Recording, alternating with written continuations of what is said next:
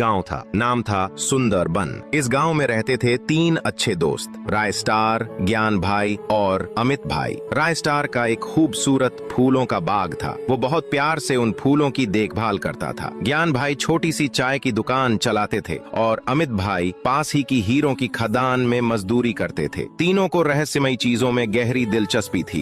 कभी किसी गुफा की खोज करते तो कभी किसी रहस्यमयी गुड़िया का राज सुलझाते। एक शाम की बात, तीनों दोस्त एक पेड़ के नीचे बैठकर बातें कर रहे थे। ज्ञान भाई बोला, तुम लोगों को पता है, दूर उस रहस्यमयी जंगल में एक सफेद पेड़ है जो दिन में और रात में भी चमकता है। लोग कहते हैं वो पेड़ श्रापित है, कोई वहां जाता नहीं। अमित भाई बोला, क्यों ना हम उस पेड़ का राज जाने। राय स्टार बोला, पर उसे गांव तक कौन लाएगा, अगर वो श्रापित हुआ तो। ज्ञान भाई ने साफ मना कर दिया, नहीं, मैं उस जंगल में नहीं जाऊंगा। अमित भाई भी डर गया, मेरे 2 छोटे छोटे बच्चे हैं, मैं जान खतरे में नहीं डाल सकता। राय स्टार बोला, ठीक है, मैं अकेले जाऊंगा। अगली शाम राय स्टार कुल्हाड़ी लेकर निकल पड़ा उस रहस्यमयी जंगल की ओर। रास्ता सुनसान था, ठंडी हवाएं चल रही थीं। जंगल के किनारे उसने बाइक रोकी और आगे बढ़ा। उसे दिखा एक जंग लगा गेट जिस पर लिखा था जंगल बंद है। राय स्टार ने कुल्हाड़ी से उसे तोड़ा और अंदर चला गया। कुछ दूर जाकर उसे दिखा वो चमकता हुआ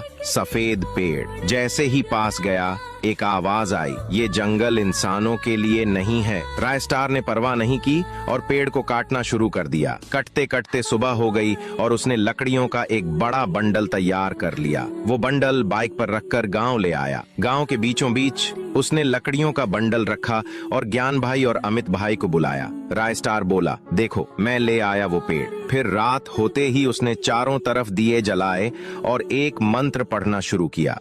तभी बंडल से अजीब सी आवाजें आने लगी, टुंग टुंग टुंग।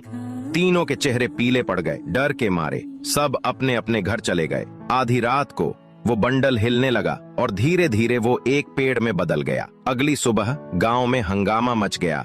लोग उस पेड़ को देखने इकट्ठा हुए। राय स्टार जैसे ही पास गया, देखा अमित भाई की लाश पेड़ के नीचे पड़ी थी। राय स्टार घुटनों के बल जमीन पर बैठ गया। ज्ञान भाई दौड़ता हुआ आया और रोते हुए बोला, मैंने मना किया था, तू क्यों लाया इस श्रापित चीज को गांव में। गांव में हर जगह उसी पेड़ की चर्चा होने लगी। उसी रात ज्ञान भाई अपने घर से बाहर निकला। देखा पेड़ चमक रहा था और वहां से एक भयानक आवाज आ रही थी। ज्ञान भाई पास गया और गुस्से में बोला, तूने मेरा भाई मारा है ना, मैं तुझे छोड़ूंगा नहीं। तभी पेड़ से धुआं उठा और धुएं के हटते ही सामने आया एक लकड़ियों से बना इंसान जो बहुत डरावना था। वो हाथ में डंडा लेकर ज्ञान भाई की तरफ बढ़ा और फिर